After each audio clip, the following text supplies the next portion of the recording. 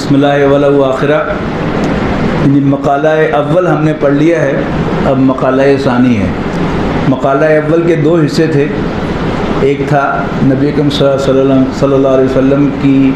بعثت کا عمومی مقصد، اور دوسرا تھا نبی اکرم صلی اللہ علیہ وسلم کی بعثت کا خصوصی مقصد یا آپ کی بعثت کی تکمیلی اور اتمامی شان، کہ نبی اکرم صلی اللہ علیہ وسلم پر نبوت اور رسالت صرف ختم ہی نہیں ہوئی بلکہ اپنے کمال کو پہنچی اور تکمیل کو پہنچی۔ اب ہم پڑھ رہے ہیں انقلاب نبوی کا اساسی منہاج۔ اساس سے ہے بنیاد، تو منہاج طریقہ کار کو سادہ لفظوں میں آپ کہہ لیں۔ اس میں ہرگز کوئی شک نہیں کہ اگر دنیا کے عام داعیان انقلاب پر قیاس کرتے ہوئے حضور صلی اللہ علیہ وسلم کو داعیہ انقلاب کے الفاظ سے یاد کیا جائے تو یہ یقیناً آپ کی تحقیر و توہین ہوگی، لیکن واقعہ یہ ہے کہ اس میں بھی ہرگز کسی شک و شبہ کی گنجائش نہیں ہے کہ داعیہ انقلاب کا اطلاق اگر نسل آدم کے کسی فرد پر بتمام و کمال ہو سکتا ہے تو وہ صرف محمد رسول اللہ صلی اللہ علیہ وسلم ہیں۔ یہ کیونکہ اگلا مقالہ ہے، یہ ساتھ ساتھ نہیں پڑھے گئے، یہ اگلے سال پڑھا گیا تھا، تو اب پچھلی بات جو ہم پڑھ کے آئے تھے اس کو دہرا رہے ہیں ڈاکٹر صاحب، اس لیے کہ تاریخ انسانی کے دوران اور جتنے بھی انقلاب آئے وہ بشمول انقلاب فرانس و انقلاب روس سب کے سب جزوی تھے، اور ان کے نتیجے میں حیات انسانی کے صرف ایک ہی گوشے میں تبدیلی رونما ہوئی، جیسے انقلاب فرانس سے نظام سیاست و حکومت میں اور انقلاب روس سے نظام معیشت کے تفصیلی ڈھانچے میں۔ جبکہ نبی اکرم صلی اللہ علیہ وسلم نے جو انقلاب عظیم دنیا میں برپا کیا اس سے پوری انسانی زندگی میں تبدیلی رونما ہوئی، اور عقائد و نظریات، علوم و فنون، قانون و اخلاق، تہذیب و تمدن، معاشرت و معیشت اور سیاست و حکومت، الغرض حیات انسانی کا کوئی ایک گوشہ بھی بدلے بغیر نہ رہا۔ مزید برآں اس اعتبار سے بھی نسل انسانی کی پوری تاریخ میں کوئی دوسری مثال موجود نہیں ہے کہ کسی ایک ہی شخص نے انقلابی فکر بھی پیش کیا ہو، پھر دعوت کا آغاز بھی خود ہی کیا ہو، پھر تنظیمی مراحل بھی خود ہی طے کیے ہوں، اور پھر اس انقلابی جد و جہد کو کشمکش اور تصادم کے جملہ مراحل سے گزار کر خود ہی کامیابی سے ہمکنار بھی کر دیا ہو۔ کون نہیں جانتا کہ انقلاب فرانس اس فکر کے نتیجے میں رونما ہوا جو وولٹیئر اور روسو ایسے بیسیوں مصنفوں کی تالیفات کے ذریعے تخلیق پایا اور پھیلا، لیکن انقلاب عملاً کچھ اوباش لوگوں کے ہاتھوں برپا ہوا اور اس کی بالفعل رہنمائی میں ان مفکرین کا کوئی حصہ نہیں۔ اسی طرح انقلاب روس کی اساس اس فکر پر قائم ہوئی جو مارکس نے اپنی شورائے آفاق تصنیف داس کیپیٹال کے ذریعے پیش کیا، لیکن خود مارکس کی زندگی میں کسی ایک گاؤں میں بھی انقلاب کے عملاً برپا ہونے کا امکان پیدا نہ ہو سکا، اگرچہ بعد میں ایک فعال شخص لینن نے اس فکر کے ذریعے انقلاب برپا کر دیا۔ اس پس منظر میں دیکھا جائے تو واقعہ یہ ہے کہ یہ ایک نہایت محیر عقول کارنامہ اور حد درجہ عظیم معجزہ ہے کہ نبی اکرم صلی اللہ علیہ وسلم کا نبی اکرم صلی اللہ علیہ وسلم کا کہ آپ نے ایک فرد واحد سے دعوت کا آغاز فرما کر کل 23 برس میں، اور وہ بھی شمسی نہیں قمری، انقلاب اسلامی کی تکمیل فرما دی اور ایک وسیع و عریض خطے پر دین حق کو اپنے سماجی، معاشی اور سیاسی ڈھانچے سمیت بالفعل قائم و نافذ کر دیا۔ فصلی اللہ علیہ وعلی آلہ واصحابہ وسلم تسلیما کثیرا کثیرا وفداہ آباؤنا و امہاتنا۔ ایک فرد واحد کی مختصر سی زندگی کے 22 سالوں میں تاریخ انسانی کے عظیم انقلاب اور ہماگیر ترین انقلاب کے از ابتدا تا انتہا جملہ مراحل طے پا جانے کا نتیجہ یہ نکلا کہ حضور صلی اللہ علیہ وسلم کی حیات طیبہ کے دوران حالات و واقعات کی رفتار اتنی تیز اور انقلابی عمل کا زور یعنی ٹیمپو اتنا شدید نظر آتا ہے کہ سیرت مطہرہ کے مطالعے میں بالعموم نگاہیں صرف تصادم و کشمکش کے مختلف مراحل و مظاہر میں الجھ کر رہ جاتی ہیں، اور جس طرح کسی زور شور سے بہنے والی پہاڑی ندی کو دیکھتے ہوئے انسان بالعموم اس کی سطح کے ہیجان و اضطراب ہی سے مبہوت سا ہو کر رہ جاتا ہے اور اس کی گہرائی کے بارے میں سوچنے کا موقع ہی اسے نہیں ملتا۔ اسی طرح انقلاب نبوی کا اساسی منہاج بھی نگاہوں سے اوجھل رہ گیا ہے، چونکہ چنانچہ اول تو سیرت مطہرہ کے متعلق جو مواد جمع ہوا تھا وہ تھا ہی سارے کا سارا مغازی پر مشتمل۔ تاحال بھی سیرت مبارکہ کے مطالعہ میں اصل توجہ مرتکز رہتی ہے ہجرت سے پہلے کی پیسو ریزسٹنس پر، جس کے اہم نقوش میں تمام مسلمانوں پر بالعموم اور غلاموں پر بالخصوص شدید بہیمانہ تشدد یعنی پرسیکیوشن، ہجرت حبشہ، شیب بنی ہاشم، یوم طائف، فیصلہ قتل نبوی، محاصرہ کاشانہ نبوت، غار ثور اور تعاقب سراقہ بن مالک، اور ہجرت کے بعد کے اقدام اور ایکٹیو ریزسٹنس پر، جس کے اہم اور نمایاں نشانات ہیں قریش کی معاشی ناکہ بندی، بدر، احد، احزاب اور مسلح تصادم، جس میں عارضی سا وقفہ ہوا صلح حدیبیہ سے، جس کے ختم ہوتے ہی تصادم دوگنا ہو گیا، یعنی اندرون عرب بھی، جس کے اہم نقوش ہیں فتح خیبر، فتح مکہ اور غزوہ حنین، اور بینون عرب بھی، جس کے نمایاں نشانات ہیں غزوہ موتا اور سفر تبوک۔ حضرت اکبر الہ آبادی کے اس حد درجہ سلیس لیکن نہایت ہی پرمغز شعر کے مصداق کہ خدا کے کام دیکھو بعد کیا ہے اور کیا پہلے نظر آتا ہے مجھ کو بدر سے غار ہیرا پہلے۔ غور کرنا چاہیے کہ حضور صلی اللہ علیہ وسلم کی عظیم انقلابی جدوجہد کی تہ میں کار فرما مادہ، اصل طریقہ کار اور اساسی عمل کیا تھا جس کے ذریعے وہ مردان کار فراہم ہوئے جنہوں نے آیت قرآنی من المؤمنین رجال صدقوا ما عاہد اللہ علیہ فمنہم من قضا نحبہ ومنہم من ينتظر۔ سورۃ الاحزاب، اہل ایمان میں وہ جوان مرد ہیں جنہوں نے پورا کر دکھایا وہ عہد جو انہوں نے اللہ سے کیا تھا، بس ان میں سے وہ بھی ہیں جو اپنی نظر پیش کر کے سرخرو ہو چکے، اور وہ بھی ہیں جو منتظر ہیں کہ کب باری آئے اور وہ بھی اللہ کے راہ میں سر کٹا کر سبکدوش ہو جائیں۔ بہرحال انہوں نے اپنے موقف سے سر منہ تبدیلی نہیں کی کہ مصداق انقلاب نبوی کے شجرہ طیبہ کو اپنے خون سے سینچا اور اپنی ہڈیوں اور گوشت پوش کی کھاد سے پروان چڑھایا۔ الفاظ دیکھیے ذرا، پھر پڑھ رہا ہوں۔ بہرحال انہوں نے اپنے موقف سے سر منہ تبدیلی نہیں کی کہ مصداق انقلاب نبوی کے شجرہ طیبہ کو اپنے خون سے سینچا اور اپنی ہڈیوں اور گوشت پوش کی کھاد سے پروان چڑھایا۔ بنا کردند خوش رسم بخا کے خون غلطی دن، خدا رحمت کنت ہی عاشقاں نے پاک تین اطرا۔ قرآن حکیم کی 4 اہم اصطلاحات۔ اس سوال کے جواب کے لیے جب ہم قرآن حکیم کی جانب رجوع کرتے ہیں تو حیرت ہوتی ہے کہ اللہ تعالیٰ نے حضور صلی اللہ علیہ وسلم کے مقصد بعثت کے انقلابی پہلو کی وضاحت کے لیے اگر 3 بار ان الفاظ مبارکہ کو دہرایا ہے کہ هو الذی ارسل رسولہ بالہدی ودین الحق لیظہرہ علی الدین کلہ، وہی ہے اللہ جس نے بھیجا اپنے رسول صلی اللہ علیہ وسلم کو الہدا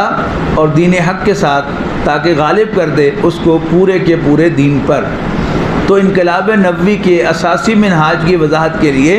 بھی 4 اہم اور بنیادی اصطلاحات کو پورے 4 بار دہرایا، یعنی نمبر 1 تلاوت آیات، نمبر 2 تزکیہ نفوس، نمبر 3 کتاب حکمت، اور نمبر 4 تعلیم حکمت۔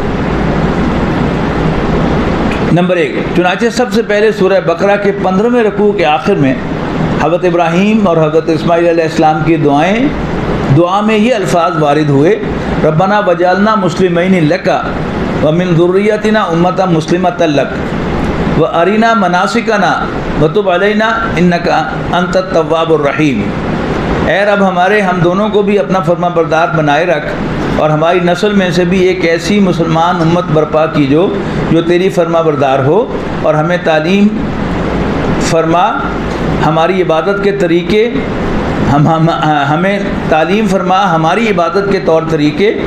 اور قبول فرما ہماری توبہ، یقیناً تو توبہ قبول کرنے اور رحم فرمانے والا ہے۔ ربنا وابعث فیہم رسولا منہم یتلو علیہم آیاتک ویعلمہم الکتاب والحکمۃ ویزکیہم انک انت العزیز الحکیم۔ اور اے رب ہمارے تو مبعوث فرمائیو ان میں، یعنی ہماری اولاد میں سے جو امت برپا کر اس میں انہی میں سے ایک رسول جو ان کو سنائے تیری آیات اور انہیں تعلیم دے کتاب اور حکمت کی، اور تزکیہ کرے ان کا، بے شک تو ہی ہے سب پر غالب اور کامل حکمت والا۔ پھر 3 ہی رکوعوں کے بعد 18ویں رکوع کے آخر میں یہ واضح کرتے ہوئے کہ حضور صلی اللہ علیہ وسلم کی بعثت دراصل اسی دعائے ابراہیم و اسماعیل علی نبینا والا علیہ الصلاۃ والسلام کا ظہور ہے، انہی کی اصطلاحات اربع کو دہرایا گیا۔ کما ارسلنا فیکم رسولا منکم یتلو علیکم آیاتنا ویزکیکم ویعلمکم الکتاب والحکمۃ ویعلمکم ما لم تکونوا تعلمون۔ چنانچہ بھیج دیا ہم نے تم میں ایک رسول تم ہی میں سے جو سناتا ہے تمہیں ہماری آیات اور تزکیہ کرتا ہے تمہارا، اور تعلیم دیتا ہے تمہیں کتاب اور حکمت کی، اور تعلیم دیتا ہے تمہیں ان چیزوں کی جنہیں تم نہیں جانتے تھے۔ نمبر 3، اگلی صورت یعنی صورت آل عمران میں یہ مضمون مزید شان اور آن بان کے ساتھ وارد ہوتا ہے۔ لقد من اللہ علی المؤمنین اذ بعث فیہم رسولا من انفسہم یتلو علیہم آیاتہ ویزکیہم ویعلمہم الکتاب والحکمہ وإن کانوا من قبل لفی ضلال مبین۔ اللہ نے احسان عظیم فرمایا اہل ایمان پر کہ اٹھایا ان میں ایک رسول انہی میں سے جو سناتا ہے انہیں اس کی آیات اور تزکیہ کرتا ہے ان کا، اور تعلیم دیتا ہے انہیں کتاب اور حکمت کی، اور یقیناً وہ تھے اس سے قبل کھلی گمراہی میں۔ نمبر 4، آخری بار یہ مضمون 28ویں پارے میں سورہ جمعہ میں آتا ہے، هو الذی بعث فی الامیین رسولا منہم یتلو علیہم آیاتہ ویزکیہم ویعلمہم الکتاب والحکمہ وإن کانوا من قبل لفی ضلال مبین۔ اور یہاں اس کی اہمیت اس اعتبار سے بہت بڑھ جاتی ہے کہ سورہ جمعہ سے متصل قبل سورہ صف، جس کی مرکزی آیت وہی ہے جس میں حضور صلی اللہ علیہ وسلم کے مقصد بعثت کے انقلابی پہلو کو واضح کیا گیا ہے۔ چنانچہ هو الذی ارسل رسولہ بالہدی ودین الحق لیظہرہ علی الدین کلہ، گویا حضور صلی اللہ علیہ وسلم کا مقصد بعثت ہے اظہار دین حق علی الدین کلہ، اور اس کے لیے آپ کا طریقہ کار اور منہج عمل ہے تلاوت آیات، تزکیہ اور تعلیم کتاب و حکمت۔ مقصد اور طریقہ کار، اس مقام پر ذرا توقف کر کے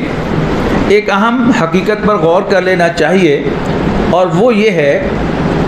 یہ کہ کسی بھی اہم کام کے لیے مقصد اور طریقہ کار دونوں نہایت اساسی اہمیت کے حامل ہوتے ہیں، بنیادی حیثیت کے حامل ہوتے ہیں۔ مقصد میں آخری منزل پیش نظر رہتی ہے،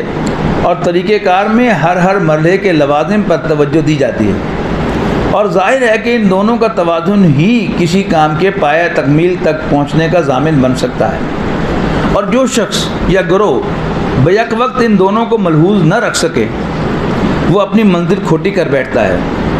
ماضی کی تاریخ بھی ایسی مثالوں سے بھری ہوئی ہے، اور خود ہمارے گرد و پیش میں بھی اس کی زندہ مثالیں موجود ہیں کہ کبھی ایسا ہوتا ہے کہ کوئی شخصیت یا جماعت اپنے پیش نظر مقصود کے حصول کی عجلت میں درمیانی مراحل کو پھلانگ جانا چاہتی ہے، اور کسی راہ قصیر شارٹ کٹ کی دلدل میں ایسی پھنستی ہے کہ پھر لاکھ ہاتھ پاؤں مارنے کے باوجود اس سے چھٹکارا نصیب نہیں ہوتا۔ وضاحت کی ضرورت ہے؟ سمجھ گئے نا سب؟ اور وہ راہ قصیر اتنی طویل ہو جاتی ہے کہ ختم ہونے ہی کو نہیں آتی۔ گویا وہ کمبل کو چھوڑنا چاہے بھی تو کمبل اسے نہیں چھوڑتا۔ یہ دوسری بات ہے کہ وقفے سے اپنے متوسلین کی ہمت یہ کہہ کر بندھائی جاتی رہے کہ اس موڑ سے آگے منزل ہے، مایوس نہ ہو دراتا جا۔ ایک ہماری کتاب ہے اسلام اور پاکستان، آپ میں سے کتنے حضرات نے پڑھی ہوئی ہے؟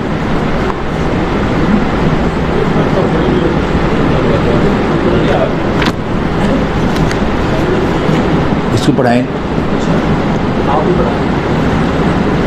لمبی کتاب ہے، میں کمٹ نہیں کر سکتا، مرکز کے تھرو آنا پڑتا۔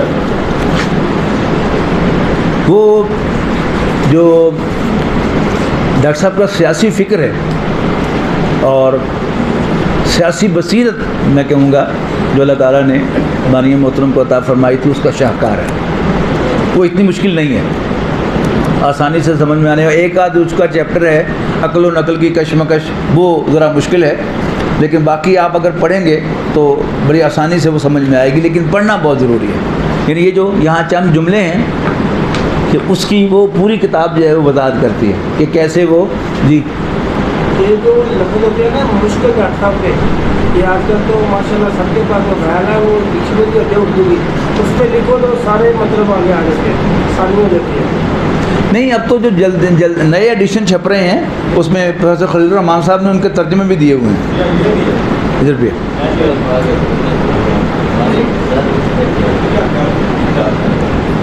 اور کبھی اس کے برعکس یہ ہوتا ہے کہ کوئی شخص یا گروہ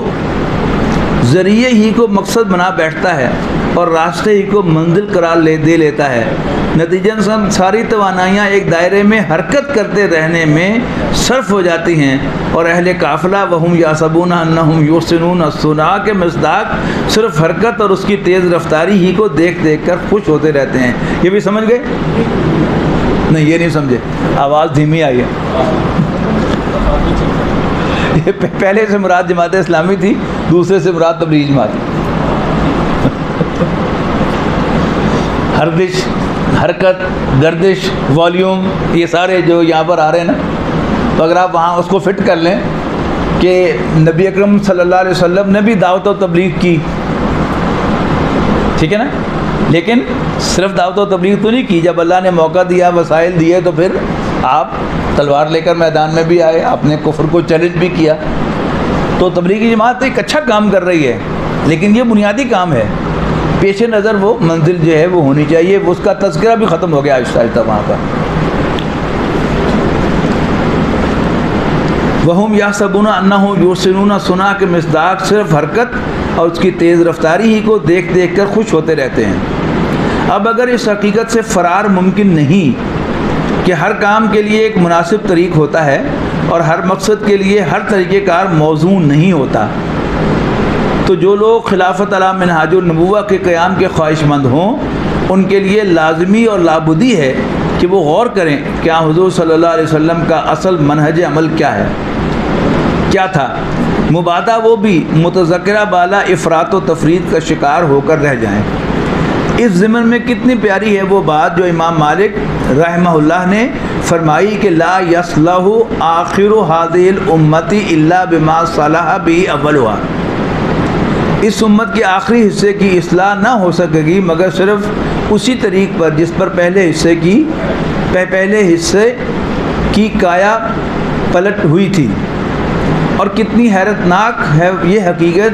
کہ دور نبوی سے اس قدر قرب کے باوصف ائمہ دین کو کتنی فکر تھی اس آخری دور کی جس میں ہم جی رہے ہیں۔ اس ضمن میں ایک اور اہم حقیقت بھی قابل توجہ ہے، اور وہ یہ کہ اگر کسی کا یہ خیال ہے کہ قرآن حکیم انقلاب اسلامی کے لیے کسی منہج عمل کی جانب رہنمائی نہیں کرتا، تو اسے محسوس کرنا چاہیے کہ یہ قرآن مجید پر بھی ایک سنگین تان ہے اور اللہ تعالیٰ کے ساتھ بھی حد درجہ ناروا سوء ظن، اس لیے کہ مسلمانوں پر خلافت الی منہاج النبوہ کے قیام کی صحیح کو مستقلاً فرض اور واجب کر دینا لیکن اس کے لیے کسی واضح طریقہ کار کی نشاندہی نہ کرنا صریح ظلم قرار پائے گا۔ سبحانہ و تعالی عما یصفون، اصل بات یہ ہے کہ ہم نے نہ تو بافواہ آیات قرآنی اکارڈنگ ٹو قرآنی آیات وما قدر اللہ حق قدری، اللہ تعالیٰ ہی کی عظمت کو پہچانا، نہ بافواہ آیات مبارکہ افلا یتدبرون القرآن ام علی قلوب اقفالها، قرآن حکیم ہی پر غور کیا، بلکہ اسے نبذ فریق من الذین اوتوا الکتاب کتاب اللہ وراء ظہورہم کے مصداق پس پش ڈال دیا اور صرف حصول و ایثار ثواب کا آلہ بنا کر رکھ دیا۔ تو ہی ناداں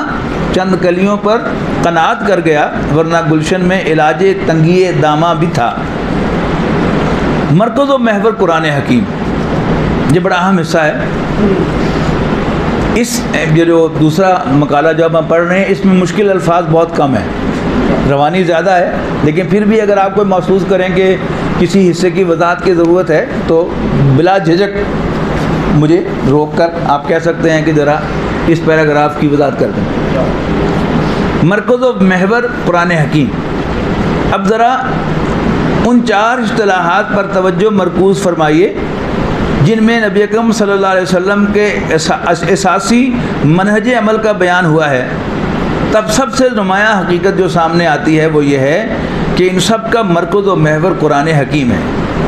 اس لیے کہ ان میں سے پہلی اور تیسری یعنی تلاوت آیات اور تعلیم کتاب تو بالبداہت واضح طور پر قرآن حکیم ہی سے متعلق ہیں۔ غور کرنے سے معلوم ہوتا ہے کہ دوسری اور چوتھی کا مدار بھی، مدار سمجھتے ہیں دائرے سے مدار کہ جس کے گرد کوئی چیز گھومتی ہے، یہ سیاروں کے لیے کہتے ہیں نا زمین اپنے مدار میں گردش کر رہی ہے، دور کر رہی ہے، چاند اپنے مدار میں گردش کر رہا ہے۔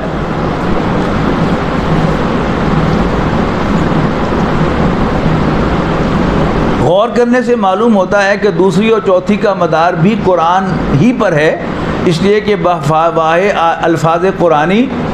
قد جاءتکم موعظۃ من ربکم وشفاء لما فی الصدور، سورہ یونس آیت نمبر 57، لوگوں آ گئی ہے تمہارے پاس تمہارے رب کی جانب سے موعظت و نصیحت بھی اور جملہ امراض قلبی کی شفا بھی، امراض قلبی کی شفا بھی، تزکیہ نفوس، تصفیہ قلوب، تجلیہ باطن، در حقیقت ثمرہ ہے تلاوت آیات کا اور قرآن مجید کے الفاظ کے مطابق ذالک مما اوحی الیک ربک من الحکمہ، سورۃ بنی اسرائیل، یہ منتخب صاحب کی آیت ہے، یہ ہے وہ حکمت جو تیرے رب نے تجھ پر وحی فرمائی ہے۔ حکمت بھی جزو لا ینفک ہے قرآن حکیم کا، گویا انقلاب نبوی کا اساسی منہج عمل پورے کا پورا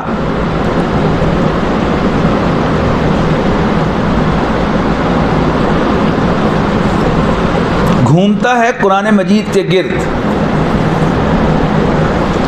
یا سادہ الفاظ میں یوں کہہ لیا جائے کہ حضور صلی اللہ علیہ وسلم کا اعلیٰ انقلاب ہے قرآن حکیم۔ یہ ہے وہ حقیقت جسے نہایت سادہ اور سلیس الفاظ میں تو بیان کیا مولانا حالی نے کہ اتر کر حرا سے سوئے قوم آیا اور ایک نسخہ کیمیا ساتھ لایا، جسے خام کو جس نے کندن بنایا، کھرا اور کھوٹا الگ کر دکھایا، عرب جس کے قدموں سے تھا جہل چھایا، پلٹ دی بس ایک کان میں اس کی کایا، ادھر سے ادھر پھر گیا رخ رہا ڈرنا بیڑے کو موجے بلا کا، ادھر سے ادھر پھر گیا رخ ہوا کا۔ تو سارا کریڈٹ جو ہے انہوں نے نسخہ کیمیا کو دیا، کیمیکل ریسیپی تھا کہ جس نے اتنی بڑی تبدیلی صحابہ کرام کے اندر پیدا کر دی۔ وہ کبھی پانی پینے پلانے پہ جھگڑا اور کبھی گھوڑا آگے دوڑانے پہ جھگڑا، لیکن چشم فلک نے وہ منظر بھی دیکھا کہ ایک مجاہد کا خون بہہ گیا، اس نے پانی مانگا، جب پانی پلانے والا ساقی پانی لے کر پہنچا تو ایک اور زخمی نے پانی مانگا، اس نے کہا نہیں پہلے اس کو پلاؤ، اس کے پاس پہنچا تو تیسرے نے مانگا، اس نے کہ پہلے اس کو پلاؤ، اس کے پاس گیا تو چوتھے نے مانگا، اس نے کہا نہیں پہلے اس کو پلاؤ. اس کے پاس پہنچنے سے پہلے اس کی روح پرواز کر گئی, وہ بھاگا ہوا تیسرے کے پاس آیا, وہ بھی اللہ کے پاس جا چکا. دوسرے کے پاس آیا, وہ بھی پانی کی بجائے جام شہادت نوش کر چکا. اور پہلے کے پاس آیا, وہ بھی اس دنیا میں نہیں تھا. یہ تھی تبدیلی. تو اتر کر حرا سے سوئے قوم آیا اور ایک نسخہ کیمیا ساتھ لایا, اور حد درجہ پرشکو الفاظ میں بیان فرمایا علامہ اقبال نے, گر تمی خواہی مسلمہ زیستن نیست ممکن جز بقرآن زیستن. آسان سی فارسی ہے, اگر تم مسلمان بننا چاہتے ہو تو یہ قرآن کے بغیر ممکن نہیں ہے. فاش گویم آنچ در دل مضمر است, میرے دل میں جو بات چھپی ہوئی ہے صاف کہہ دوں, آن کتاب زندہ قرآن حکیم, حکمت او لا یزال است و قدیم. یہ ہے بھی بہت آسان, سمجھ میں آ گیا ہوگا کہ وہ کتاب زندہ, زندہ کتاب, مری ہوئی کتاب نہیں, زندہ کتاب جو آج بھی زندہ ہے. آگے آئے گا وہ شیخ اور ہم سے کلام کرتی ہے. آن کتاب زندہ قرآن حکیم, حکمت او, اس کی حکمت لا یزال است و قدیم, جس پر نہ کوئی زوال آئے گا اور نہ وہ پرانی ہوگی. فاش گویا مانچے در دل مضمر است, میرے دل میں جو بات چھپی ہے صاف کہہ دوں, این کتاب نیست, یہ کوئی کتاب نہیں, چیز دیگر است, کوئی اور ہی شے ہے. مثل حق پنہاؤ ہم پیداستو, جیسے اللہ تعالیٰ کی ذات زندہ بھی ہے, هو الاول والآخر والظاہر والباطن, اسی طرح قرآن مجید بھی زندہ ہو, پائندہ ہو, گو یاسو, یہ کلام کرتی ہے, زندہ ہے. چوں بجاں در رفت جاں دیگر شبت, اگر یہ قرآن کسی شخص کے اندر داخل ہو جائے تو وہ شخص بدل جاتا ہے. چوں بجاں در رفت جہاں دیگر شبت, اور جہاں چوں دیگر شد جہاں دیگر شبت. تو جب ایک شخص جو ہے وہ بدل جاتا ہے, اس کی جان بدل جاتی ہے, تو پھر اس کے لیے پورا جہان بدل جاتا ہے. یعنی یہ دنیا تو یہی رہے گی, اینگل آف ویژن بدل جائے گا, نقطۂ نظر, زاویہ نگاہ بدل جائے گا. آپ اسی ٹیبل کو اس زاویے سے دیکھیں گے تو اور ہے, ادھر سے دیکھیں گے تو اور ہے, اس زاویے سے دیکھیں تو اور ہے, اس زاویے سے دیکھیں تو اور ہے. دنیا تو وہی رہتی ہے, لیکن اینگل آف ویژن, جس نظر سے انسان اس دنیا کو دیکھتا ہے وہ بدل جاتی ہے. تو پہلے یہ دنیا محبوب شے ہے, لبھانے والی شے ہے, اب پھر اس کے بعد بیکار شے ہوتی ہے. یہ تبدیلی چھوٹی تبدیلی تو نہیں ہے نا, کہ چوں بجاں در رفت جہاں دیگر شود, جہاں چو دیگر شد جہاں دیگر شود. گویا حضور صلی اللہ علیہ وسلم کی تعلیم و تربیت کا ثمرہ یہ تھا کہ قرآن حکیم چوں بجاں در رفت کے مصداق صحابہ کرام کے باطن میں سرایت کر گیا, اور ان کے اذہان و قلوب اس کے نور سے منور ہو گئے. واہ واہ. نتیجتاً ان کی زندگیوں میں ایک انقلاب عظیم برپا ہو گیا, ان کی سوچ بدل گئی, ان کا فکر بدل گیا. یہ جملے مجھے بہت پسند ہیں. اس پر میں ڈاکٹر صاحب سے کہا تھا کہ مجھے آپ کی یہ تحریر بہت پسند ہے. انہوں نے کہا نہیں, مجھے میری اپنی تحریروں میں سے مقصد بیسس زیادہ پسند ہے. نتیجتاً ان کی زندگیوں میں ایک انقلاب عظیم برپا ہو گیا, ان کی سوچ بدل گئی, ان کا فکر بدل گیا, ان کے عقائد بدل گئے, ان کی اقدار بدل گئیں, ان کے عزائم بدل گئے, ان کے مقاصد بدل گئے, ان کی آرزوئیں بدل گئیں, ان کی تمنائیں بدل گئیں, ان کے دن بدل گئے, ان کی راتیں بدل گئیں, ان کی صحبتیں بدل گئیں, ان کی صبحیں بدل گئیں, ان کی شامیں بدل گئیں, ان کی زمین بدل گئی, ان کا آسمان بدل گیا. یہاں تک کہ اگر پہلے زندگی عزیز تھی تو اب موت عزیز تر ہو گئی. اور یہ ساری تبدیلی ثمرہ تھی ایک کتاب اور اس کے علم و حکمت کا, اور اس کے معلم اور اس کی تعلیم و تربیت کا. فصلی اللہ علیہ وسلم. اسی لیے فرمایا حضور صلی اللہ علیہ وسلم نے, انما بعثت معلما, میں تو صرف معلم بنا کر بھیجا گیا ہوں. واضح رہنا چاہیے کہ حضور صلی اللہ علیہ وسلم کا اصل ایجابی اور مثبت عمل صرف اور صرف تلاوت آیات و تزکیہ اور تعلیم کتاب و حکمت تھا. تصادم اور کشمکش کی وہ ساری صورتیں جس کا ذکر پہلے ہو چکا ہے, اصلاً مظہر ہیں اس رد عمل کا جو ایک غلط نظام فکر و عمل کی جانب سے دعوت حق کے جواب میں پیش آنا لازمی ہے. تاہم اصل عمل اور رد عمل کے تدارک کے لیے اختیار کی جانے والی تدابیر کے مابین فرق و امتیاز نہ کرنا بڑی ناسمجھی ہے۔ کتاب الہی اور اس کے معلم صلی اللہ علیہ وسلم کی ذات اقدس کی عظمت تو ظاہر ہے کہ بیان تو کجا تخیل و ادراک کی گرفت میں بھی نہیں آ سکتی۔ ادراک، سمجھ، تخیل، خیال۔ موجودہ دور میں تو ایک عام انسان کی تصنیف کا یہ اعجاز نگاہوں کے سامنے ہے کہ روئے زمین کے ایک بہت بڑے حصے پر جو نظام قائم ہے وہ سب اس کے ظہور اور بروز کے سوا اور کچھ نہیں۔ سمجھ گئے نا آپ؟ داس کیپٹل جو کارل مارکس کی کتاب تھی، اس میں پورا روس، USSR، چائنا اور مشرقی یورپ، وہ سارا کا سارا جو ہے وہ اس ایک کتاب کے اثر سے تبدیل ہوا، اور جس کو وہ علامہ اقبال نے کہا نا کہ ابلیس کی مجلس شورا میں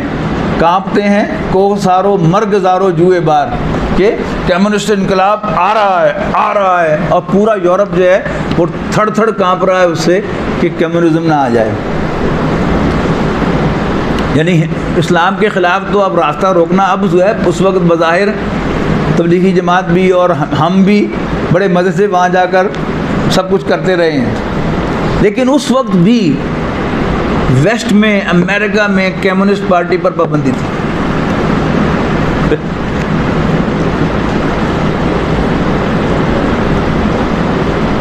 ایک عام انسان کی تصنیف کا یہ اعجاز نگاہوں کے سامنے ہے کہ روئے زمین کے ایک بہت بڑے حصے پر جو نظام قائم ہے وہ سب اس کے ظہور و بروز کے سوا اور کچھ نہیں۔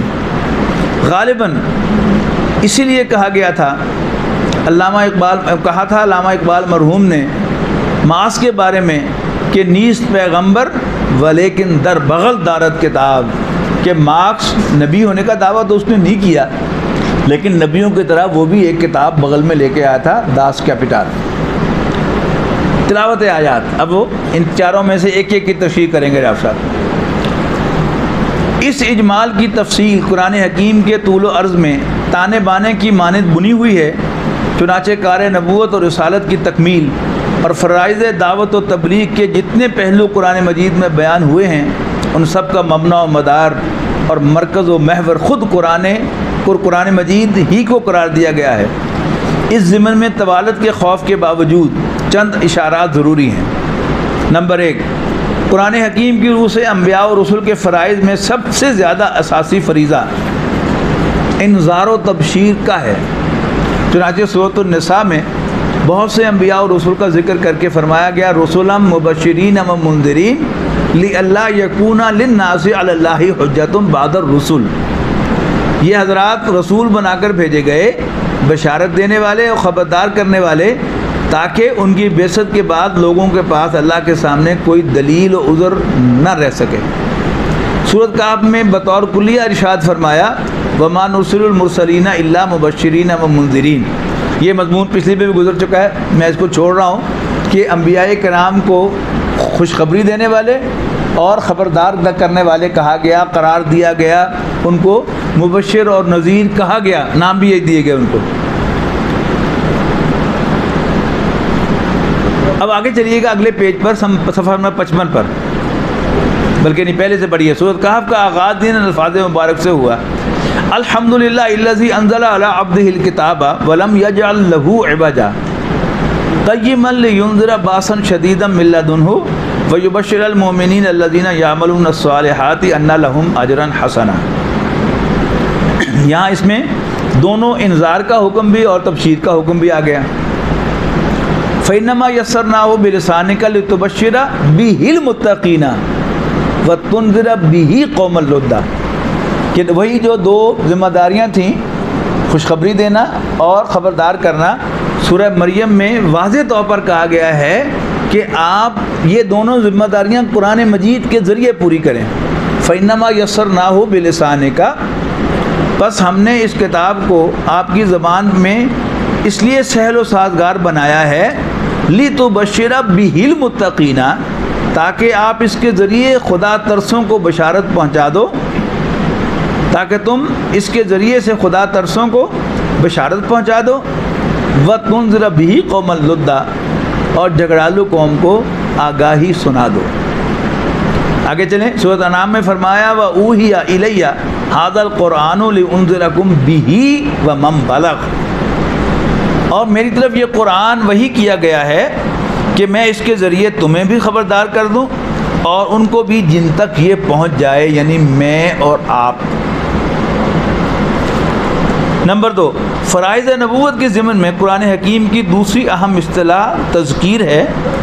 اس ضمن میں اس سے قطع نظر کہ قرآن خود اپنے آپ کو جا بجا ذکر، ذکرہ، تذکرہ قرار دیتا ہے، سورۃ کاف کے آخر میں یہ صریح حکم بھی دے دیا گیا فذکر بالقرآن من یخاف وعید، یعنی تذکیر کرو بذریعہ قرآن حکیم۔ اچھا، اس پوری آیت کو آپ پڑھیں نا تو پورا زیادہ مزہ آئے گا آپ کو کہ نحن اعلم بما یقولون، ہم خوب جانتے ہیں کہ یہ کیا کہہ رہے ہیں، نبی اکرم صلی اللہ علیہ وسلم کو کیسے تنگ کر رہے ہیں، کیسے آپ کی نفی کر رہے ہیں، کیسے مذاق اڑا رہے ہیں۔ نحن اعلم بما یقولون وما انت علیہم بجبار، لفظ ترجمہ ہوگا کہ آپ کو ان پر کوئی کنٹرول نہیں۔ سادہ ترجمہ کیا ہے؟ آپ ان کو کچھ بگاڑ بھی نہیں سکتے۔ یہ مکی زندگی میں آئے نا، مکی زندگی میں گالیاں مل رہی ہیں، مذاق ہو رہا ہے، ٹچکریں ہو رہی ہیں، شعر کہے جا رہے ہیں، لیکن ان کا کوئی جواب نہیں، کر کچھ نہیں سکتے۔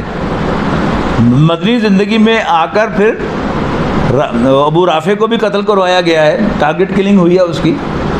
عقاب بن اشرف کی بھی ٹارگٹ کلنگ ہوئی ہے، لیکن مکی زندگی میں وما انت علیہم بجبار فذکر بالقرآن من یخاف وعید، بس آپ نصیحت کرتے رہیں۔ فذکر بالقرآن، کس کے ذریعے؟ قرآن کے ساتھ، قرآن مجید کے ذریعے ہر اس شخص کو جو میری ڈانٹ سے ڈرتا ہے۔ فذکر بالقرآن من یخاف وعید۔ اچھا، اب آپ غور سے دیکھیں کہ پوری مکی زندگی آپ کو اسی آیت کی تفسیر نظر آتی ہے، اس کی عملی تصویر نظر آتی ہے کہ کفار ہر قدم اٹھاتے چلے جا رہے ہیں، یہاں تک کہ نبی اکرم صلی اللہ علیہ وسلم کو خاندان بنو ہاشم سے نکلوا دیا گیا، آپ کے قتل کا فیصلہ ہو گیا، آپ کا گھیراؤ ہوا، آپ کا راستہ روکا گیا۔ اس کے مقابلے میں حضور صلی اللہ علیہ وسلم نے کیا کیا؟ کچھ بھی نہیں، سوائے فذکر بالقرآن من یخاف وعید۔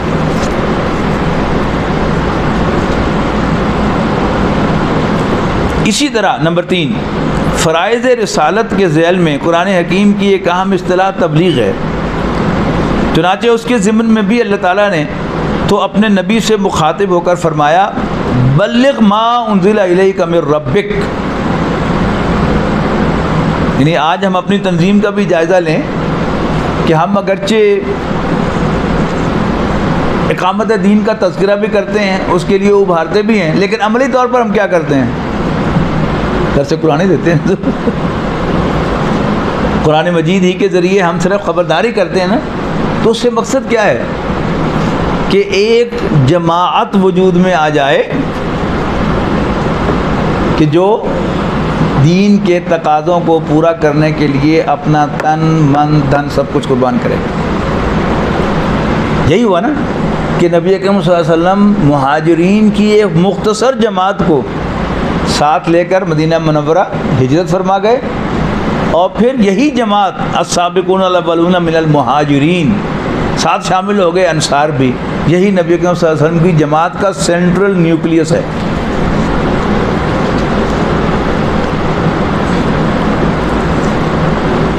نبی اکرم صلی اللہ علیہ وسلم سے مخاطب ہو کر فرمایا بلغ ما انزل الیک من ربک،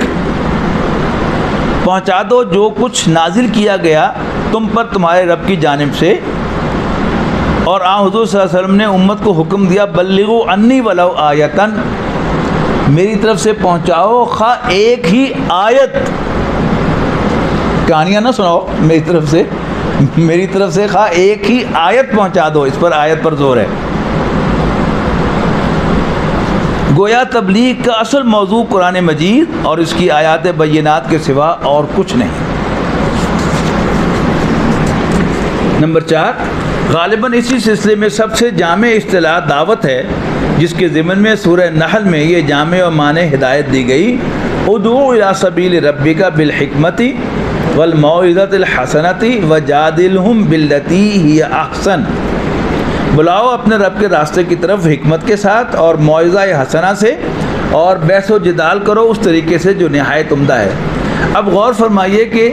جیسے پہلے بیان کیا جا چکا ہے، حکمت بھی قرآن حکیم ہی کا ایک جزو لا ینفک ہے، اور موعظہ حسنہ کا مصداق کامل بھی خود قرآن مجید ہی ہے،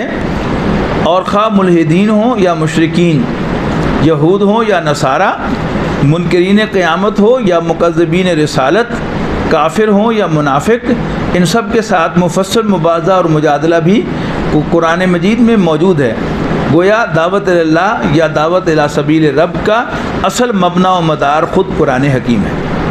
الغرض یہ تفصیل و تشریح ہوئی تلاوت آیات کی کہ انذار ہو یا تبشیر، تبلیغ ہو یا تذکیر، اور مباحثہ ہو یا مجادلہ، دعوت نبوی کا مرکز و محور ہیں آیات قرآنی۔ واضح ہو گئے؟ اب ہے اگلا لفظ تزکیہ۔ اب آئیے عمل تزکیہ کی جانب، جس کے ضمن میں افسوس ہے کہ قرآن کی ناقدری کا معاملہ امت مسلمہ کے آخری حدوں تک پہنچا دیا۔ ظاہر ہے کہ انسانی شخصیت مجموعہ ہے فکر و عمل کا، اور یہ دونوں لازم و ملزوم ہیں۔ بئی معنی کہ گندم از گندم برویت، جو از جو کے مصداق غلط فکر غلط عمل ہی کو جنم دے سکتا ہے، اور صحیح عمل کے لیے صحیح فکر لازمی و لابدی ہے۔ گویا اگر کسی انسان کے فکر کی تطہیر ہو جائے اور فاسد خیالات اور غلط افکار و نظریات کو بیخوب ان سے اکھاڑ دیا جائے، تو غیر صالح اعمال اور ناقص عادات و اطوار آپ سے آپ جھڑ کے پتوں کی طرح پت جھڑ کے پتوں کی طرح جھڑتے چلے جائیں گے، اور اگر صحیح فکر کی جڑیں ذہن انسانی میں راسخ ہو جائیں تو اعمال صالحہ اور اخلاق حسنہ کے برگ و بار بلا تکلف از خود نمایاں ہو جائیں گے۔ اسی عمل یعنی فنومینن کو قرآن حکیم وَيُكَفِّرَ عَنْهُمْ سَيِّئَاتِهِمْ بھی قرار دیتا ہے، اور يُبَدِّلُ اللَّهُ سَيِّئَاتِهِمْ حسنات بھی، اور یہی قرآن حکیم کا اصل فلسفہ تزکیہ ہے، یعنی یہ کہ تزکیہ نفس کے لیے اضافی اور مصنوعی تدابیر نہ ضروری ہیں نہ مفید مطلب، بلکہ تزکیہ عمل لازمی عمل لازمی نتیجہ ہے تطہیر فکر کا، اور وہ فطری ثمرہ ہے تلاوت آیات کا۔ یہی وجہ ہے کہ حضرات ابراہیم و اسماعیل علیہ السلام علی نبینا علیہ السلام نے تو اصطلاحات اربع میں تزکیہ کا ذکر آخر میں کیا تھا، لیکن قرآن مجید نے بقیہ تینوں مقامات پر اس کا ذکر تلاوت آیات کے فوراً و معاً بعد ہوا ہے۔ تزکیہ نفس کے ضمن میں ایک دوسری حقیقت بلا شبہ یہ بھی ہے کہ انسانی شخصیت میں فکر و عمل کے مابین ایک اور عنصر جذبات کا بھی ہے، اور ویسے تو ان کی اہمیت ہر انسان کی زندگی میں مسلم ہے، لیکن خصوصاً وہ لوگ جن کا شعور پختہ نہیں ہوتا، جو عقلاً بالغ نہیں ہوتے، ان کی زندگیوں میں تو فیصلہ کن اہمیت انہی کو حاصل ہو جاتی ہے۔ یہی سبب ہے اس کا کہ قرآن دعوت کی اساس صرف حکمت پر نہیں رکھتا، موعظت پر بھی رکھتا ہے، اور اپنے آپ کو موعظہ حسنہ بھی قرار دیتا ہے، اور شفاء لما فی الصدور بھی۔ اس پس منظر میں دیکھیے کہ کس قدر افسوسناک ہے وہ صورتحال جس کا نقشہ علامہ اقبال نے ان اشعار میں کھینچا ہے۔ صوفی پشمینہ پوش حال مست، از شراب نغمہ قوال مست، آتش شعر عراقی دردلش، در نمی سازت بقرا محفلش۔ کہ صوفیہ کے ہاں قوالیاں ہوتی ہیں، حال آتے ہیں، اور صوفی نے ایک وہ ٹاٹ کا لباس پہنا ہوا ہے اور باقی سب کچھ ہوتا ہے، لیکن قرآن مجید کا گزر ان کی محفل سے نہیں ہوتا۔ حالانکہ اگر جذبات کی جلا اور سوز و گداز اور کیف و سرور کی کیفیات مطلوب ہوں تو ان کا بھی سب سے بڑا منبع اور سرچشمہ خود قرآن مجید ہی ہے، مولانا شبیر احمد عثمانی رحمۃ اللہ علیہ نے اپنے حواشی ترجمہ قرآن میں اپنے والد مرحوم کے یہ حد درجہ سادہ مگر پر تاثیر اشعار نقل کیے ہیں کہ سنتے سنتے نغمہ ہائے محفل بدعات کو، کان بہرے ہو گئے دل بے مزہ ہو گئے ہونے کو ہے، آؤ سنوائیں تمہیں وہ نغمہ مشروب بھی،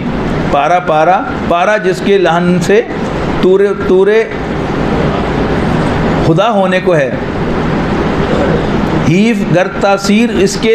کی تیرے دل پہ کچھ نہ ہو، کو ہو جس سے خاشین متصدیان ہونے کو ہے۔ اس ضمن میں ذرا غور فرمائیے اور داد دیجئے اس پر کہ نفس امارہ کی، وہ پیچھے لکھا ہوا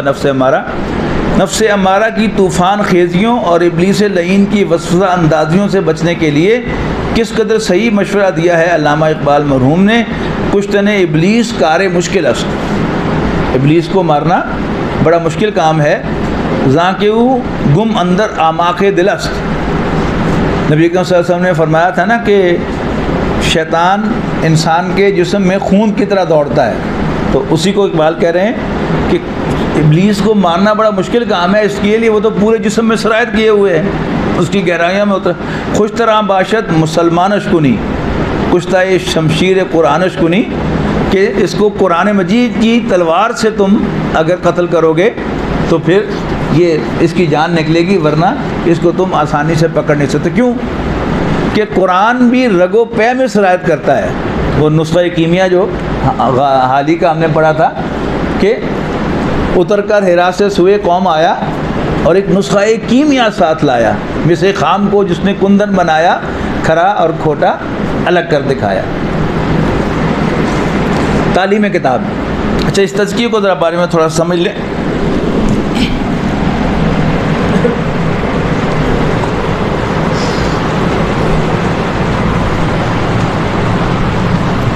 یہ جو آپ کے سامنے میں نے ڈائیگرام بنائی تھی، اس میں یہ دل ہے،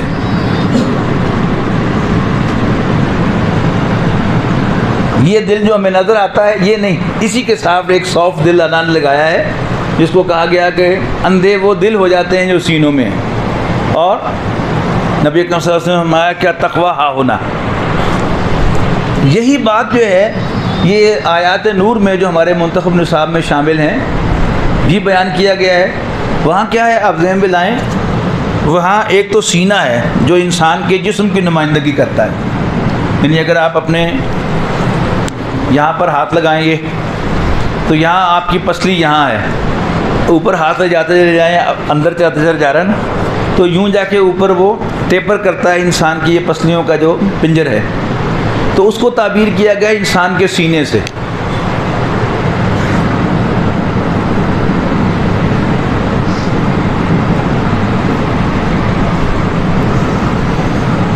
یہ تو ہو گیا انسان کا سینہ۔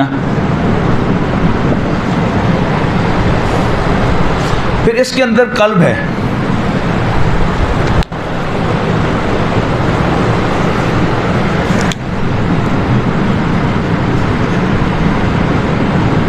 لیکن اس کو شیشے سے تعبیر کیا گیا زجاج۔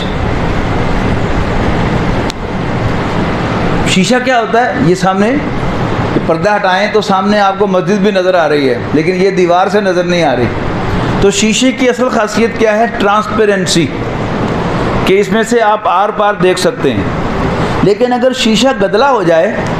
تو پھر آپ آر پار نہیں دیکھ سکتے۔ نبی اکرم صلی اللہ علیہ وسلم نے فرمایا کہ جب انسان کوئی گناہ کرتا ہے تو اس کے دل پر ایک سیاہ داغ پڑ جاتا ہے،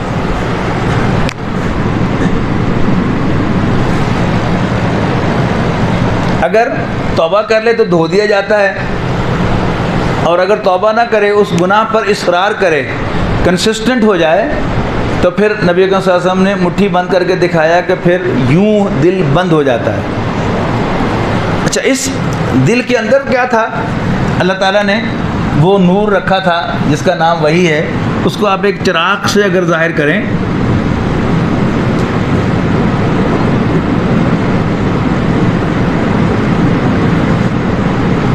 اس میں سے روشنی جو ہے وہ نکل رہی ہے، اور میں نے کہا تھا نا یہاں پر کہ روح جو ہے یہ بھی دل پر اثر انداز ہوگا، تو اس کی روشنی جو ہے وہ دل سے آگے ٹکرائے گی. اگر تو دل صاف ہے تو یہ روشنی جو ہے وہ دل میں سے گزرتی گزرتی سینے میں اور پھر پورے جسم میں سرایت کر جائے گی. ٹھیک. اچھا اگر نبی اکرم صلی اللہ علیہ وسلم سے اس کے فرمان کے مطابق ایک طے آئی کالک کی, پھر دوسری طے آئی کالک کی, پھر تیسری طے آتے آتے آتے آتے اب کیا ہے, اس کی ویزیبلٹی بالکل ختم ہو گئی. تو پہلے جب ملا جلا کام ہوتا ہے تو پھر دل ملامت کرتا رہتا ہے. لفظ لوامہ ہوتا ہے نا وہ, کہ ملامت ہوتی رہا, گناہ کر تو لیا میں نے لیکن بڑی تکلیف ہوئی اندر ہی اندر, یہ کیا کر بیٹھا میں. پھر کیا, اب پہلی دفعہ بہت زیادہ تکلیف ہوگی انسان کو گناہ کر کے, دوسری دفعہ تھوڑی سی کم ہوگی, تیسری دفعہ اور کم ہوگی, اور پھر وائے ناکامی متائے کارواں جاتا رہا, کارواں کے دل سے احساس زیاں جاتا رہا. اچھا اب اس دل کو صاف کرنا ہے, ٹھیک ہے نا. ایک تو اس میں آپ یعنی کتاب الرقاق پڑھیں گے, اور قرآن مجید کا خاص طور پر جو مکی حصہ ہے جس میں انذار بے تحاشا ہے, اس میں سب سے زیادہ آخرت کا ذکر ہے. اس میں سب سے زیادہ آخرت کا ذکر ہے کہ جب آپ کثرت سے قرآن مجید پڑھیں گے اور کثرت کے ساتھ قرآن مجید سنیں گے اور کثرت کے ساتھ قرآن مجید کو بیان کریں گے, تو اس سے کیا ہوگا, یہ قرآن مجید جو ہے اس دل کو صاف کرتا رہے گا, اس دل کو صاف کرتا رہے گا. اس میں اگر ہم کسی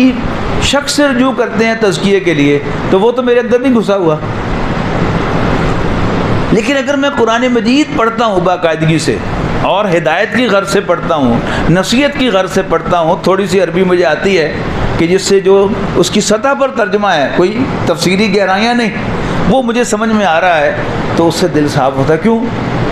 کہ اللہ تعالیٰ تو میرے دل میں بیٹھا ہوا ہے نا. اللہ تعالیٰ نے اپنے اس نوری کو کہا ہے نا آیات نور میں, مثل نوری کمشکات فیہا مصباح, تو وہاں بیٹھا ہوا ہے, وہ سارے دل کے امراض کو اندر سے ٹچ کرتا ہے. مثال دیتا ہوں میں آپ کو, کہ خالص تنظیمی مثال دیتا ہوں آپ کو, کہ امیر کی اطاعت یہ کیا ہے, ہم نے اس کا عہد کیا ہوا ہے, اور کب کب عہد کیا ہوا ہے, فی العسر والیسر والمنشط والمکرہ, کہ خواہ مشکل ہو یا آسانی, موڈ ہو یا نہ ہو, لیکن کتنے ہی وہ واقع ہیں جہاں میں نے وہ پنجابی نے کچھ آ لیا, میں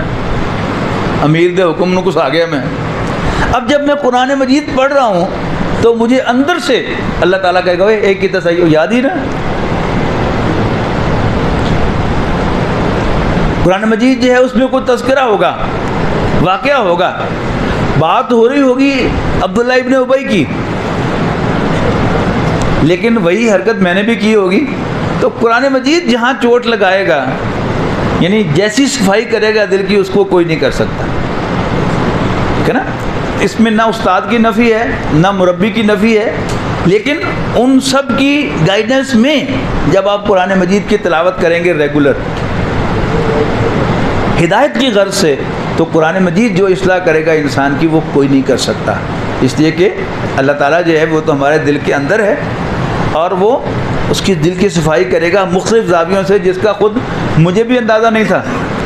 کسی دوسرے کو کیا اندازہ ہونا ہے. لیکن جب وہ پڑھیں گے, ہم واقعہ اس کی مثال بھی دے دوں میں, کہ عام طور پر تنظیمی اجتماعات میں کوئی فیصلہ ہوتا ہے, میں رائے دیتا ہوں, میری رائے نہیں مانی جاتی, امیر تنظیم کو اور فیصلہ کرتے ہیں, میں مرکزی اسرے کی بات کر رہا ہوں. اب اگر میرے دل میں میل ہوگی تو پھر میں وٹ کھا کے بیٹھا رہوں گا کہ پتہ ہے کوئی نہیں, الٹا فیصلہ کرتا ہے, اور دل ہی دل میں دعائیں بھی کروں گا کہ اللہ کرے کہ یہ فیصلہ غلط ثابت ہو اور پھر میں جتلاؤں. کیوں جی, میں کیا نہیں سی ہو دوں. اب یہ قرآن مجید میں ذکر کہاں ہے, یہ عبداللہ ابن ابی, قرآن مجید کا انداز اپنا ہے.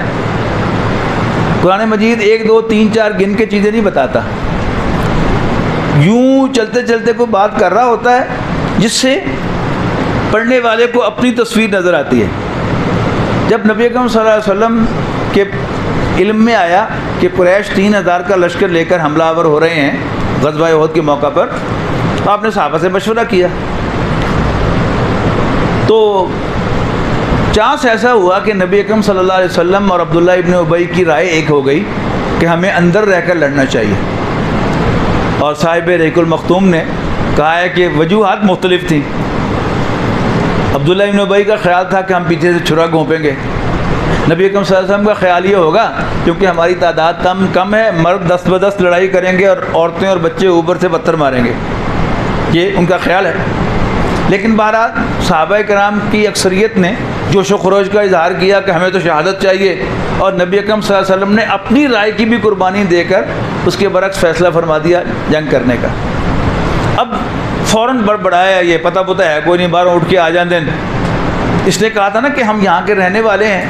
ہمیں پتہ ہے، تجربہ ہے ہمارا کہ جب بھی ہم نے اندر رہ کے جنگ کی ہے تو ہم جیتے ہیں، باہر جا کے لڑے ہیں تو ہارے ہیں. پتہ ہے کوئی نہیں، اصل کوئی نہیں خودکشی کرنے واسطے تیار. 300 آدمیوں کو تیار کر لیا، وہ نکال لیے. اور جب آپ سوچیں نا کہ وہ 300 آدمی پیچھے بیٹھ کے کیا کرتے رہے ہوں گے؟ دعائیں کرتے رہے ہوں گے اللہ تعالیٰ سے دعائیں کرتے رہے ہوں گے اللہ کے رسول کے خلاف اللہ تعالیٰ سے کہ اللہ کرے کہ اللہ کے رسول فیل ہو کے آن تو پھر رسی کہیے اور وہی ہو گیا. اللہ کا کرنا ایسا ہوا کہ 70 صحابہ شہید ہو گئے، اور بڑے بڑے حضرت حمزہ شہید ہو گئے، حضرت مصعب بن عمیر شہید ہو گئے. اب موقع ملا عبداللہ بن ابی کو وہ بات کہنے کا جو میں نے کہا نا کہ لے جس بات کہ اگر ہماری بات مانی ہوتی تو آج یہاں ہم قتل نہ ہوتے، اور پھر ہم ٹھوک کو میدان میں آیا کہ اب ایک ہی دفعہ یہ بات ہمیشہ کے لیے طے ہو جانی چاہیے کہ اللہ کے رسول من مانیاں ہی کرتے رہیں گے یا فیصلوں میں ہمارا بھی کوئی عمل دخل ہوگا. حل لنا من الامر من شیء. اچھا، اب کل شام، ہفتے کی شام تنظیم کا اجتماع تھا، اور وہاں 6 مہینے پہلے کا کوئی فیصلہ تھا، اس میں میری رائے نہیں مانی گئی تھی، اور میں نے امیر تنظیم سے کہا تھا کہ جی میں نے پہلے بھی کہا تھا کہ یہ فیصلہ غلط ہے اور ہمیں یوں نہیں یوں کرنا چاہیے. دیکھیے وہ غلط نتائج نکلے. حالانکہ جب تک امیر یا نقیب مشورہ کر رہا ہے تو آپ کی رائے ہے، ہر ایک کی اپنی رائے ہے، لیکن جب امیر یا نقیب فیصلہ کا اعلان کر دے تب وہ تنظیم کا فیصلہ بن جاتا ہے،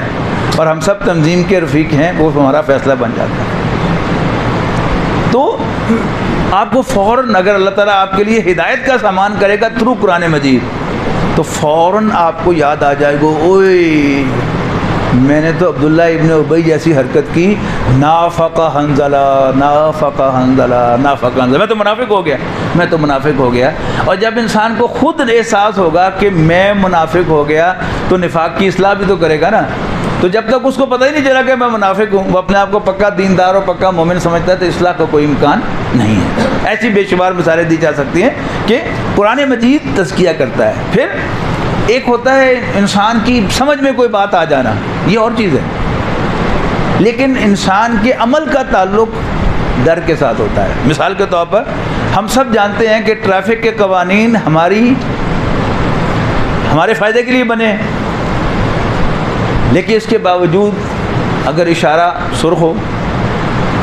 ہم ارد گرد دیکھیں دور دور تک کوئی وارڈن کھڑا ہوا نظر نہ آئے،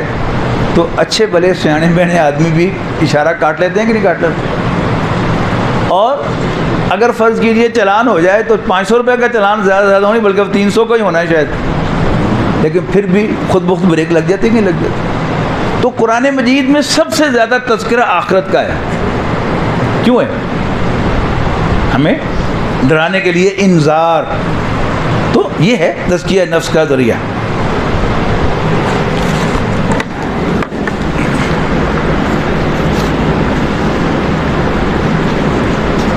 کہاں پہنچے تھے ہم؟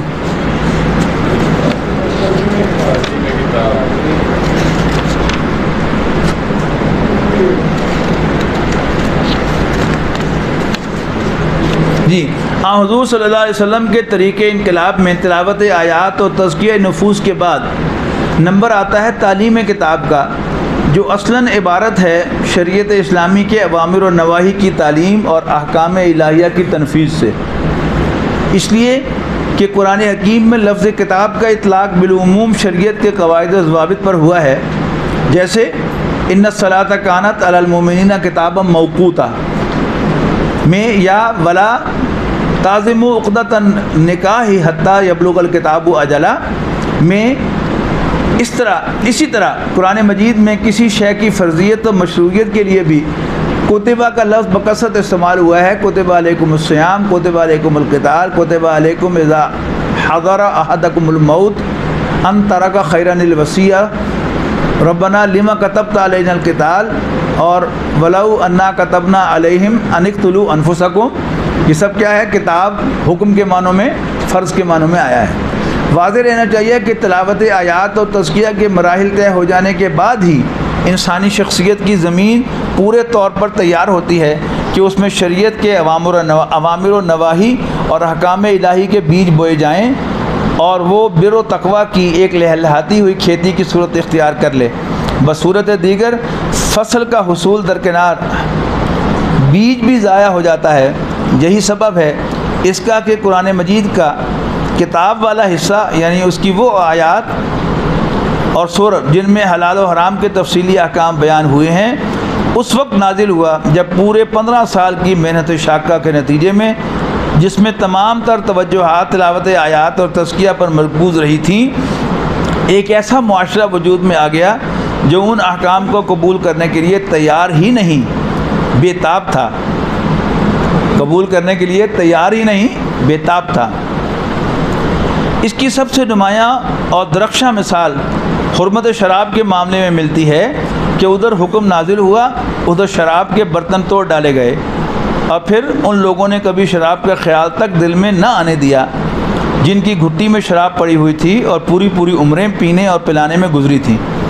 اور اس کے برعکس معاملہ ہوا اس دور میں امریکہ ایسے تعلیم یافتہ اور مہذب و متمدن ملک میں، جہاں پروہیبیشن ایکٹ کی دھجیاں بکھر کر رہ گئیں، چھٹتی نہیں ہے منہ سے یہ کافر لگی ہوئی کہ آگے تمام سائنسی حقائق اور اعداد و شمار دھرے کے دھرے رہ گئے۔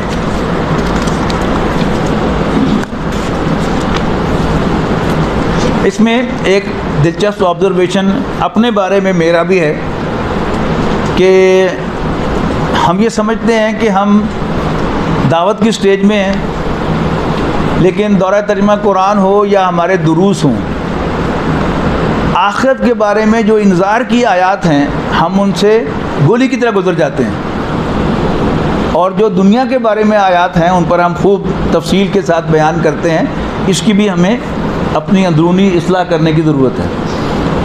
یعنی ہم وقتاً فوقتاً جائزہ لیتے رہتے ہیں نا اپنی سست روی کے اسباب کا، تو اس میں میرے خیال کے مطابق یہ بھی ایک سبب ہے کہ قرآن مجید نے جو 2/3 قرآن مجید ہے وہ مکی ہے، اور ہم قرآن مجید کے ترجمے میں اپنے دروس میں زیادہ وقت جو ہے وہ لگاتے ہیں دنیا کے بارے میں جو آیات ہیں ان پر، آخرت کے بارے میں ان کی یاد دہانی، ان کی نصیحت۔ وہ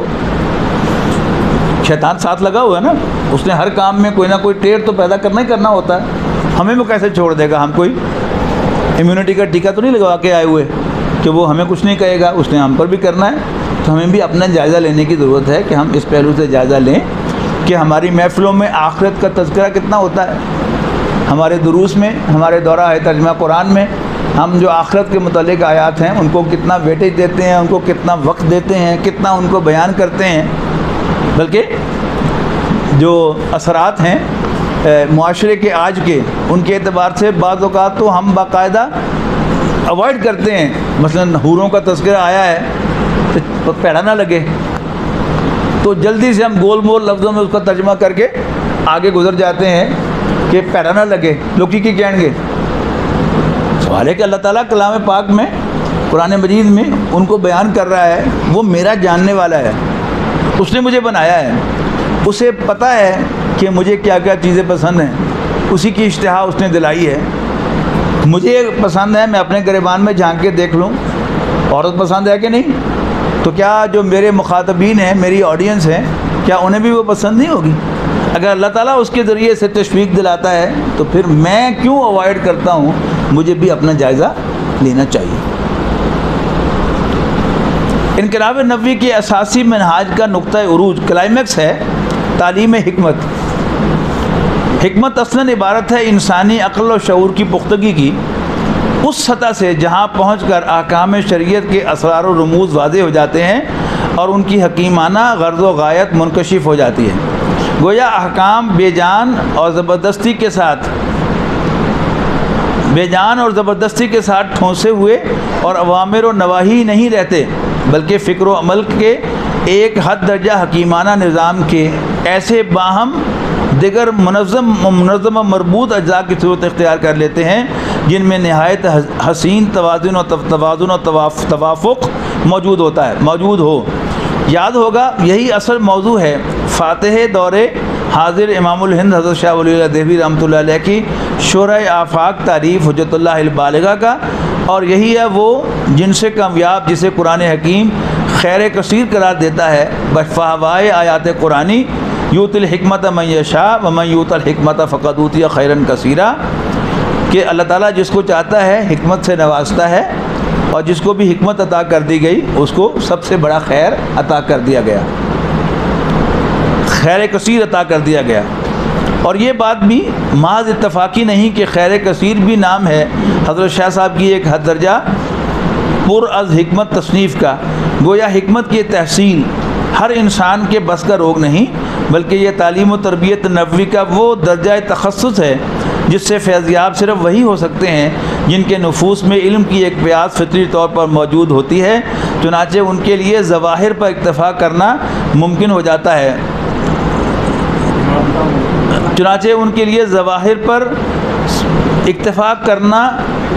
اکتفا ناممکن ہو جاتا ہے، اور وہ حقائق باطنی کی تحقیق و تفتیش پر اسی طرح مجبور و مضطرب ہو جاتے ہیں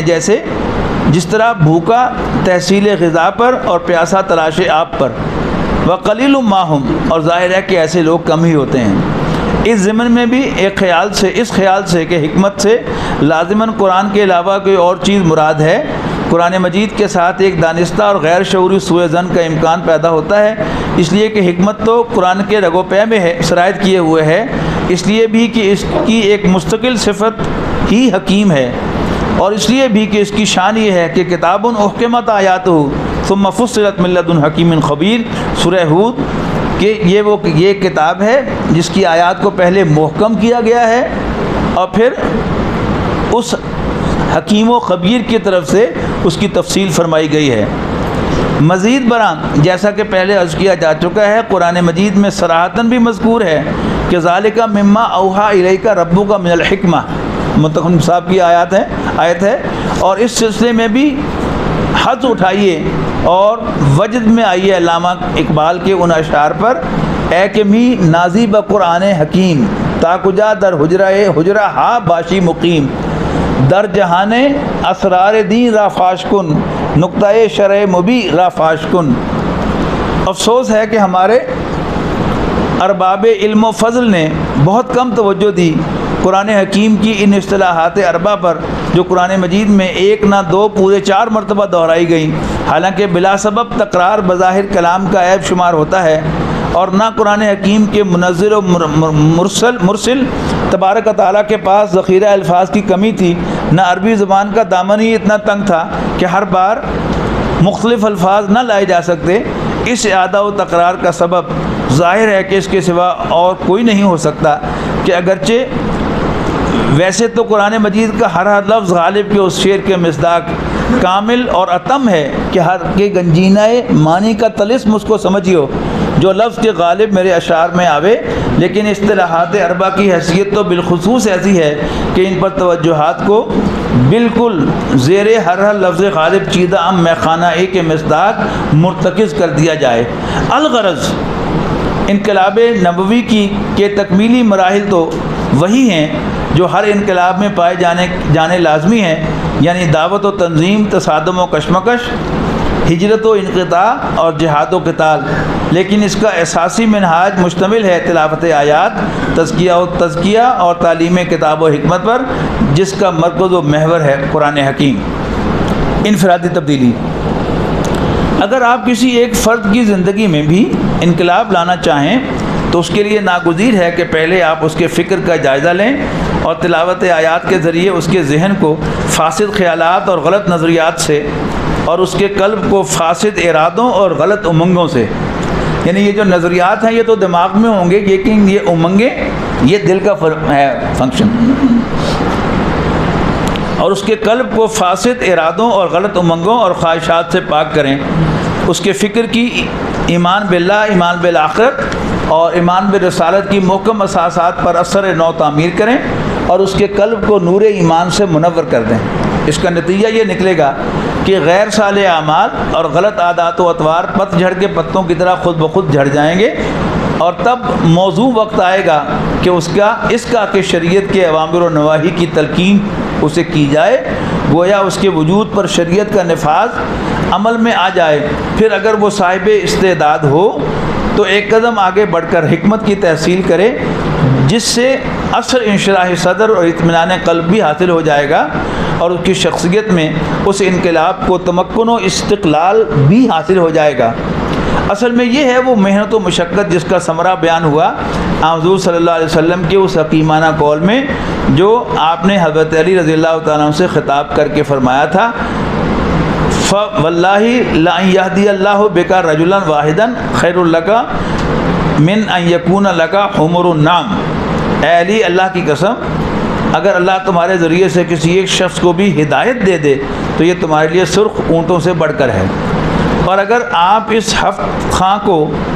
طے کرنے کے لیے تیار نہ ہوں تو آپ کی حالت وہی ہوگی جو ہمارے معاشرے میں ان بہت سے بڑے بوڑھوں کی ہوتی ہے جنہوں نے اپنی نوجوان نسل کو